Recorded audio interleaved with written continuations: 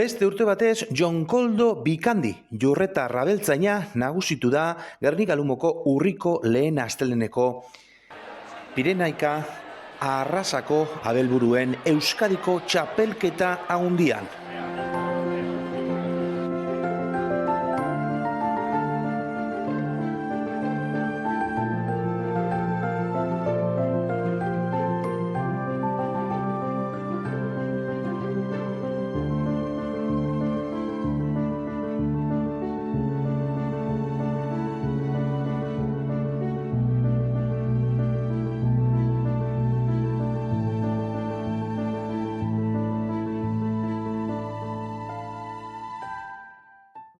Bikandik ganadutegi onenaren eta emegazte onenaren sariak irabazi ditu.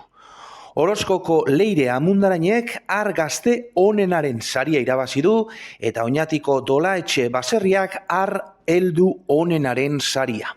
Emeetan, Zenosiaingo Nafarroako Juan Antonio Uztarriz nagusitu da eme onenaren eta intseminazio artifizialaren kategorian. Bizkaia, Gipuzkoa eta Nafarroako 13 abeltegietako arasa, Pirenaikoko 83 behiaziendek hartu dute parte txapelketa handi honetan.